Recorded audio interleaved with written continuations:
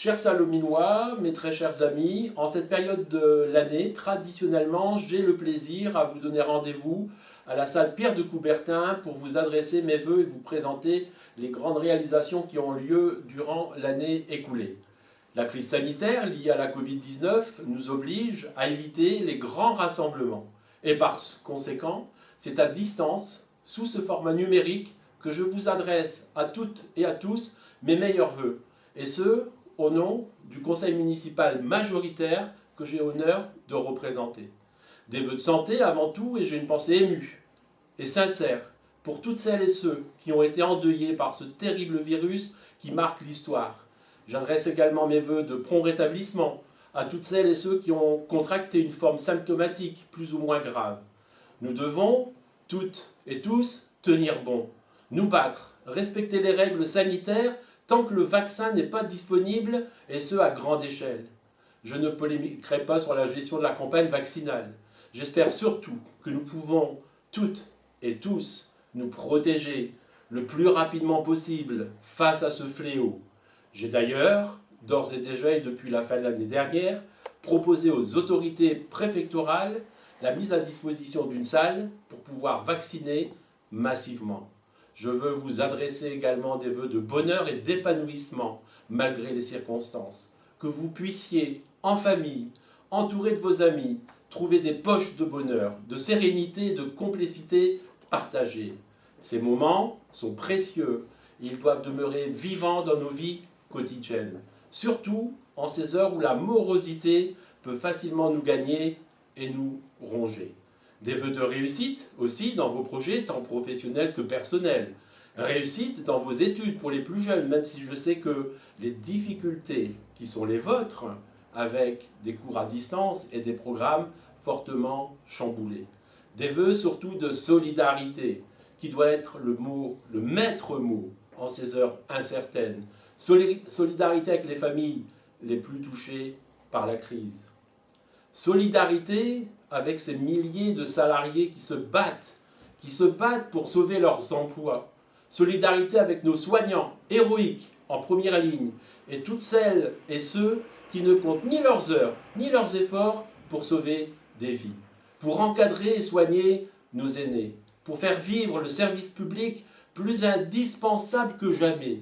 Solidarité avec les artistes, les restaurateurs, les propriétaires de bars, les propriétaires de discothèques, de cinéma, bref, avec toutes celles et ceux qui n'ont pas pu rouvrir leur structure, qu'ils et elles font vivre avec leur cœur, avec toutes celles et ceux qui créent des ponts, des passerelles sensibles et apportent de la couleur et du sens à nos existences. Des vœux d'avenir aussi et d'espérance. Peut-être est-ce là ce que je vous souhaite, ce que je nous souhaite plus que tout. Quand nous aurons réussi ensemble à sortir de cette crise sanitaire douloureuse et mortifère, nous devrons redoubler d'efforts et conjuguer nos imaginaires pour bâtir la France de demain, pour bâtir notre ville de demain. En mars dernier, vous avez été nombreuses et nombreux à nous avoir renouvelé votre confiance et je vous en remercie encore chaleureusement. Avec mon équipe, nous vous avons proposé un programme, une feuille de route ambitieuse qui va exiger de tous nous y mettre avec passion et surtout détermination. Nous y sommes prêts. Nous ne voulons pas être de ceux qui décident dans la solitude d'un bureau. Nous voulons bâtir avec vous, avec vos réflexions, vos exigences, vos idées. La période qui vient va nous pousser à travailler autrement. L'heure est à l'invention, à une forme renouvelée de gouvernance, j'en suis persuadé. Le Salomine de demain devra se bâtir avec tous, avec tous les Salominois, avec vous toutes et vous tous. Une fois encore, quand il nous sera possible de nous réunir sans entrave, nous démultiplierons les rencontres publiques dans les quartiers pour co-construire, pour bâtir ensemble. Nous mettrons à votre disposition des budgets participatifs tournés vers des actions de l'environnement ou d'amélioration du cadre de vie. Viendra aussi le temps des inaugurations avec le lancement du chantier de notre nouvelle crèche.